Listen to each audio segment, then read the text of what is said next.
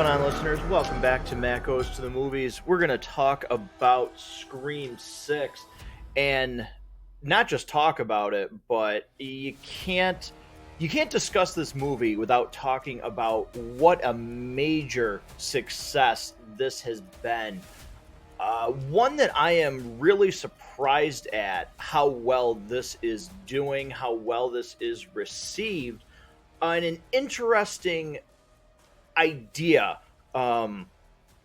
that might come to fruition. Maybe it doesn't, but this was released March 10th, so it's almost it's exactly a week old. It's been out in theaters. It's the highest grossing opening weekend in the franchise.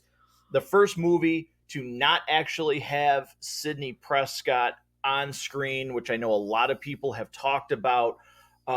They've also people have talked about, does this mean they don't think they need Sidney Prescott anymore, considering it's the first movie she's never been in, and it's the most successful one? Now, I do have feelings on that. We'll get into that. But, the first thing that this movie does right out of the gate was, to me, it completely changes the formula. I was really surprised by the opening of the movie. This is all spoilers, so if you haven't seen the movie, I'm just going to tell you right now, if you're trying to go see it, this is where you would kind of stop this episode and come back to us after you've seen the movie.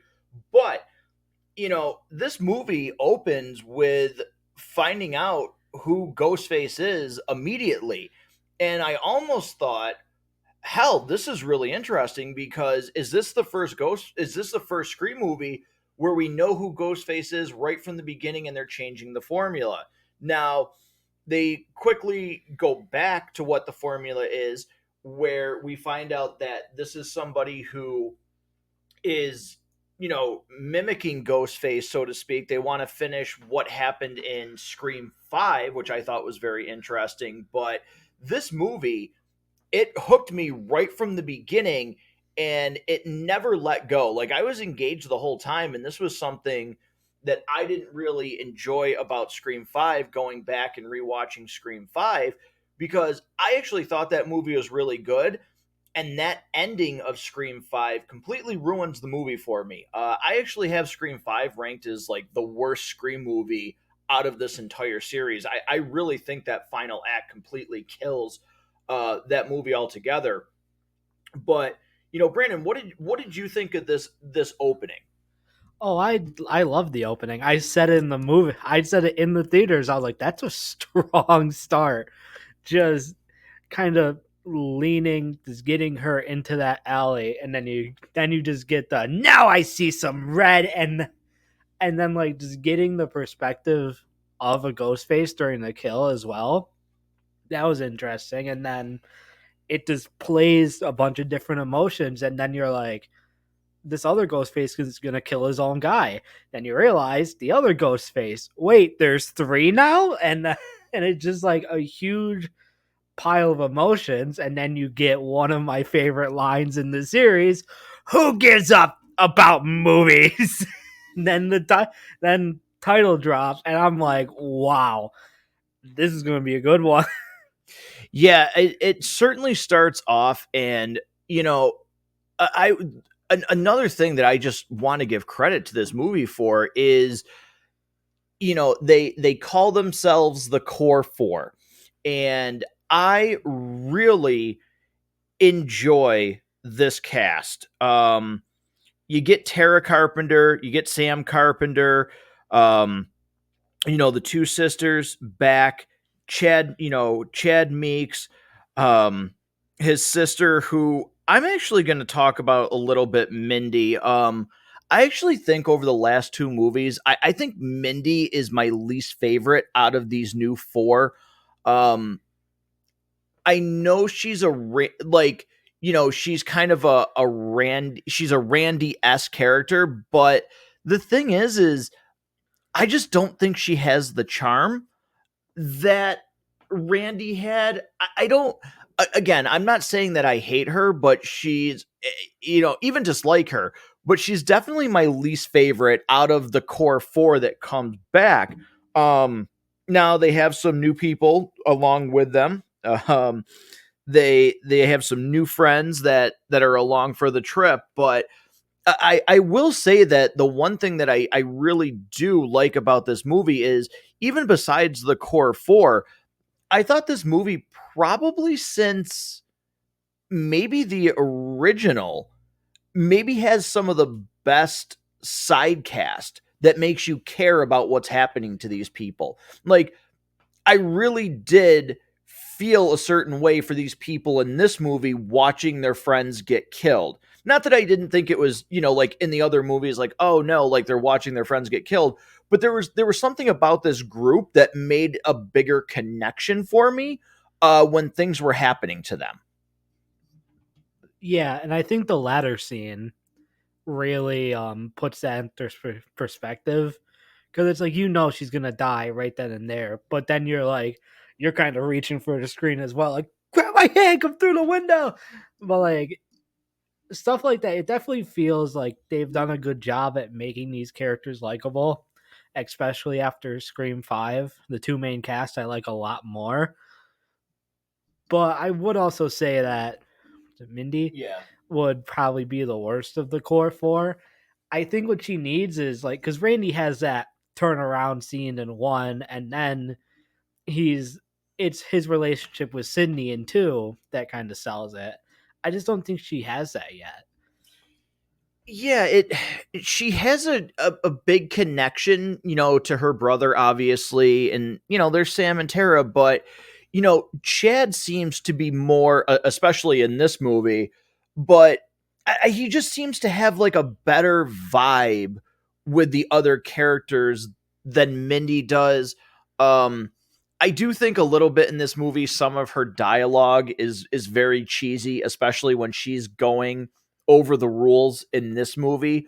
Um, it just didn't do a lot for me. It's a minor complaint, but I don't know. Mindy feels like she's there to kind of make a check mark out of it, to check in a box that you need a little bit. And it's not like she's a bad character at all. It's just how she kind of feels like in here. Yeah, no, I mean, absolutely. And before we get into some legacy characters that return in Gale and Kirby, um, I do want to take a sidebar and talk about, like we said, the opening and everything. And one of the things that I immediately thought during the movie, after the movie, was, out of all the movies, this really did feel like the most, and not just because of the kills, because the kills are upped in this movie. They're more violent, they're more brutal. However, this Ghostface is, to me, without a doubt, the most intimidating he has been on screen. Now, that's for me. Just everything about him felt different. He like the scene where he's chasing Gale in the apartment. He feels faster. He feels bigger.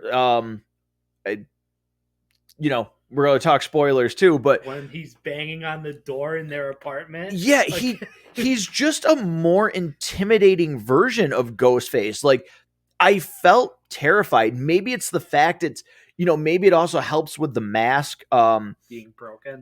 being broken. A lot of movies are now doing that, where they're getting that original, Halloween did that, where the mask has that decayed look because it's old. They did this with the Scream mask. um I really did enjoy Ghostface a lot in this. I thought this was the best representation of him on screen out of all of these movies.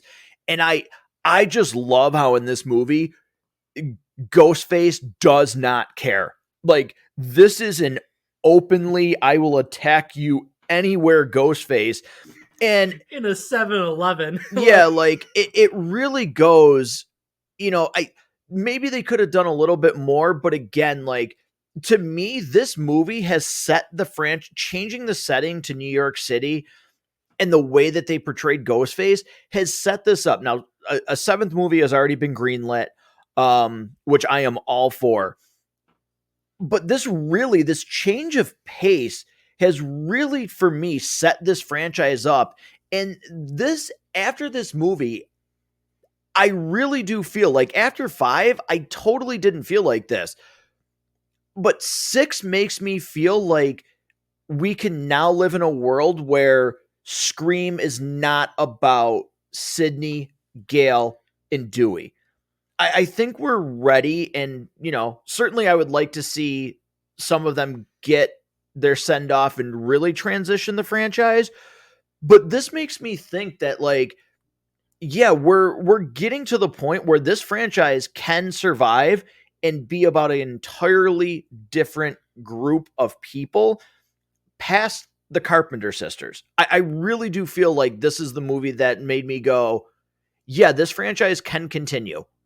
Yeah, especially because like Sydney's not there, and also like Gail doesn't have a whole lot in this movie.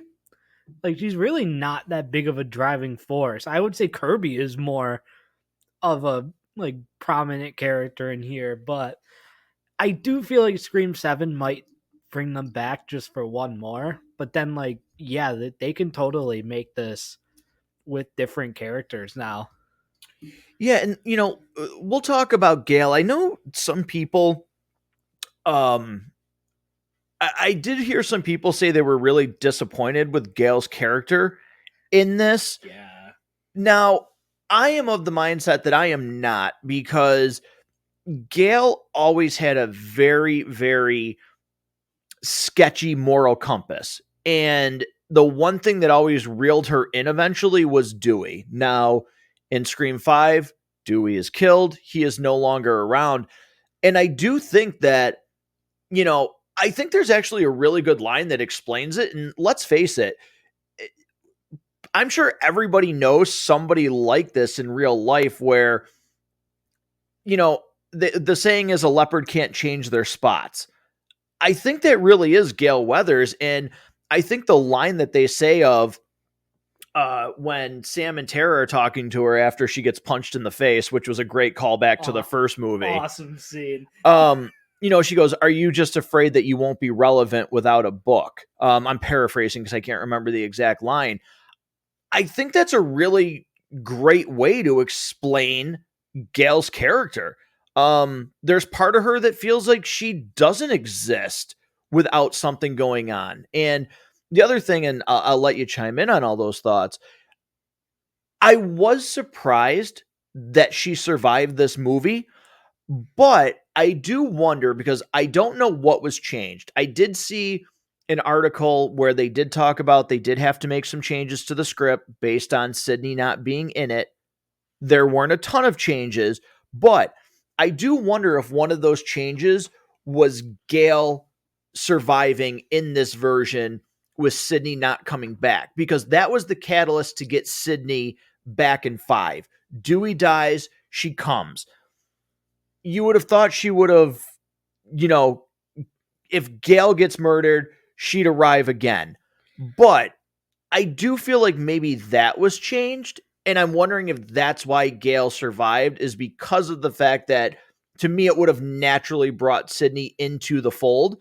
So they had her survive in this movie, in order to see if they can get Sydney back. I do agree with that like if Gale died, I feel like the first person to know would be Sydney, or like she would have the right to know immediately.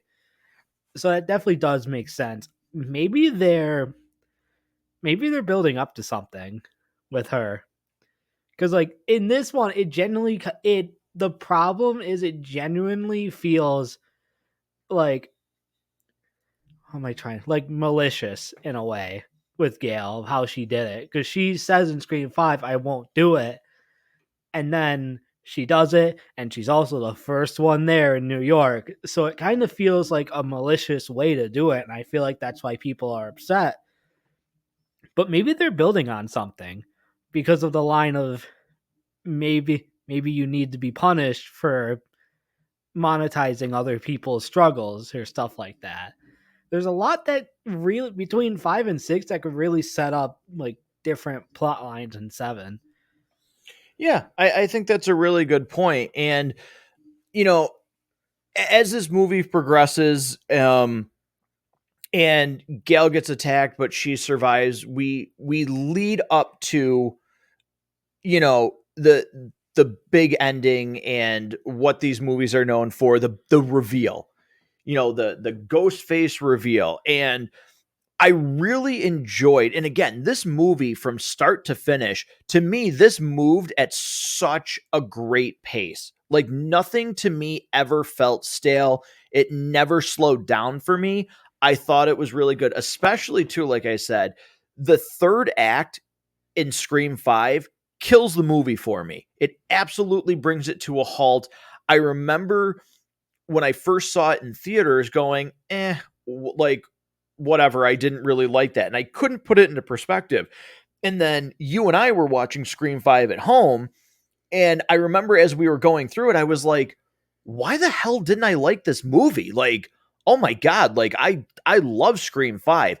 And then they hit that house and it comes to an absolute screeching halt. And I'm like, oh, now I know why I don't like this movie, because the last half is absolute garbage. I think it's a terrible Ghostface reveal. I think I think both ghost faces are actually really bad. I do agree with a couple of the things that Richie is. I like him more based on this movie He's in Scream better. 6 than Scream 5, but his accomplice, I thought she was terrible. Um yeah, I can't stand that. But to me, the third act of this one is extremely, extremely strong. I think the reveal is very good. When they're in the the shrine, they're in the abandoned building that somebody has set up as a tribute to Ghostface and the different killers, which is awesome. There's such a treasure trove of Easter eggs. There's drawings of the victims. There's the fax machine from Scream 3. There's Stumacher's robe. There's all of the Ghostface costumes with their names on them. There's just so many different things. There's Kirby's, the knife that stabbed Kirby. There's just, oh my God, it's so cool seeing all of that stuff. But, this is where the big reveal happens. And all of a sudden, out of nowhere, you find out there's two ghost faces. Like one of them just pops up and they just start stabbing Chad repeatedly in front of Tara and Sam. And you're like, wait, like, there's two? Like the way that they reveal there's two Ghostface in this movie is different really than any other movie almost. Um, I thought it was really well done. And then we get the reveal that there's actually three ghost faces. And the way that works out is you do get a surprise where, um, the core four have a roommate. Her name is Quinn, who earlier in the movie you thought was dead. They show her stabbed in her bedroom. But it come to find out that Quinn, the one roommate, Ethan, and then the detective that is helping to try and hunt down Ghostface. Um, his name is Wayne. Um, that all three of them are working together because they're father, son, and daughter. And lo and behold, he had an older son, which was Richie. Which I thought was actually really cool. I thought that was a clever way of why this Ghostface was still going after Sam and Tara. I really liked this Ghostface reveal. I thought it was really strong. Um, I really liked the reveal. Yeah, I think overall it's pretty good. I would start freaking out when we got that two ghost face reveal and they do the knife clean together. That was awesome. I was losing my mind. I was like, that's sick. That is so cool. It like we discussed it later after the movie. I was like, this is the only Scream movie where both ghost faces are in costume together. And like that's really cool. And I guess my one problem is we're back in time to Scream 2. And it's like, I get like if that's the only thing I'm upset about with this movie, then this movie's pretty good because it still works.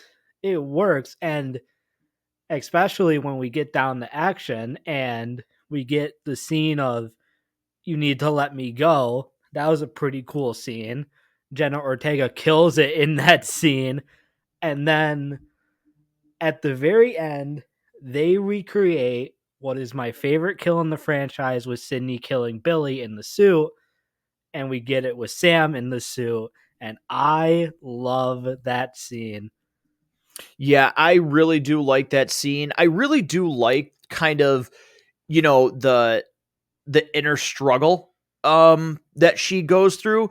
Now, one thing I did say, and I'm not taking credit for this, so I did see something where somebody said they would have liked to have seen maybe, and maybe they can still do this on seven, um, the fallout of maybe when she has the Ghostface costume on, Sam killing that's caught on camera, and there's, you know, she still has to then deal with that as well.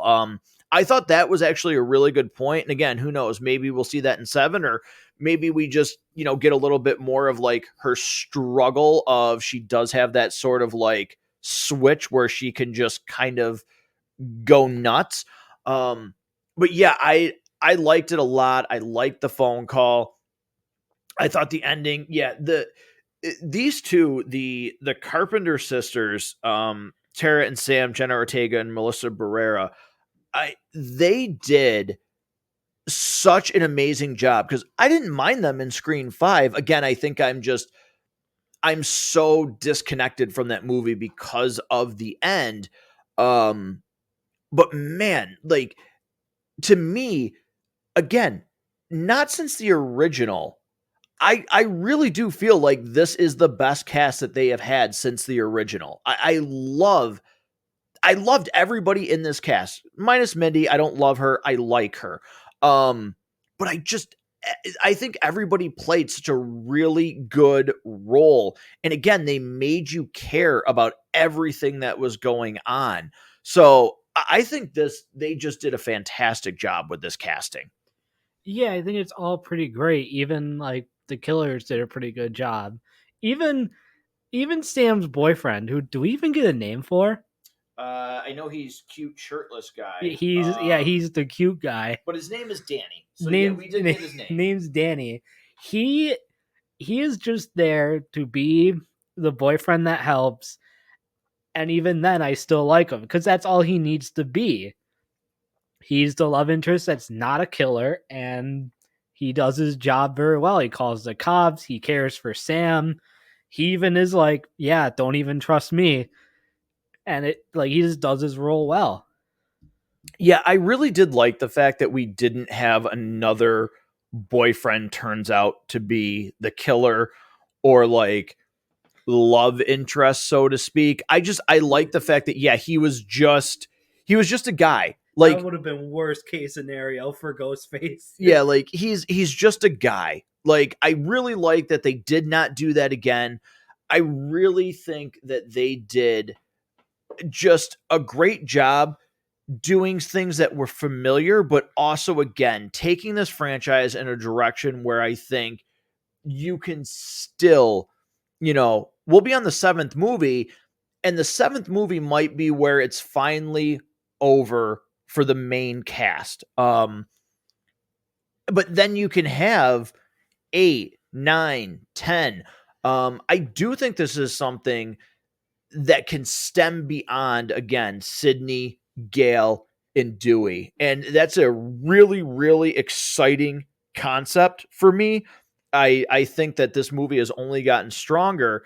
Where I have been, as some people call it, bold to say this is actually my favorite Scream movie. This does beat the original for me. I think this is the best one that they have done. I know a lot of people that we went to see the movie with say that it's easily number two by far. They can't get on board with it being number one. But for me, yeah, like this movie is so good that this has taken over the top spot for me. I think they just did too many things right to not make this my new number one. I think it sits right below one, Like and it's kind of hanging on the same branch. I Like it's on the I think it's on the same tier of like how good it is, but I feel like one just has that special little stuff in it with the cast that like I don't know what it is about one that just makes me like it a lot more. Maybe it's some of the problems I have with this one, but like just there's something about it. It still sits at 2, and there's no questioning that. well, why don't you? Because I really don't have problems with this movie. I really don't. So I'll give you a chance to actually talk about those problems before we actually rate this movie. I think the only problem I have is along with the killers. I don't think Quinn or even Ethan were necessarily the greatest of ghost faces. Maybe they're along that middle line where they're just, I think, okay as characters. And I think the one thing is also, you remember how easy it was for me to guess who the killer was, who Ghostface was. But there's just kind of little tiny things with the story, like how is he a cop or a detective when his son was Richie? And what was the other one I had? Because this was the good one. Dang, I can't remember. Yeah, no, I Oh mean, wait. Is that we kind of went back with Scream 2 as a storyline for it? Like we did so much to push away from the formula, but then everything kind of went back in with the formula in Scream 6. how so? Well, because it's really is kind of Scream 2 in a way. Like both Richie and Billy died being psychopaths, and both of the parents. I will say I do like the father more than Billy's mother, but it really kind of falls into the same motivations.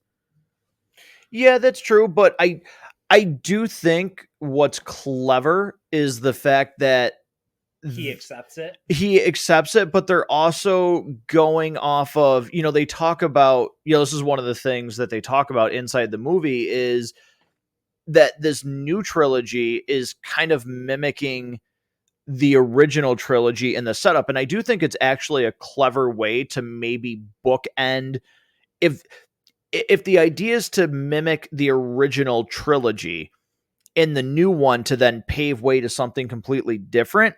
I think that's very clever. So, like, for me, I'm kind of forgoing them copying Scream 2 because I feel like it's a deliberate way to get us to a completely new franchise. Now, again, maybe I'll be completely wrong and I'll look back and things won't be as good as I think they are. But for right now, I'm kind of seeing it as they're mimicking it on purpose, which I am okay with. So, Yeah, maybe. I don't know. I feel like a lot of people have that same problem with Star Wars, but then like everyone loves to say like, "Oh yeah, it doesn't really matter because it's still good," but I don't know. yeah, I mean, it. We'll see. We'll see what happens.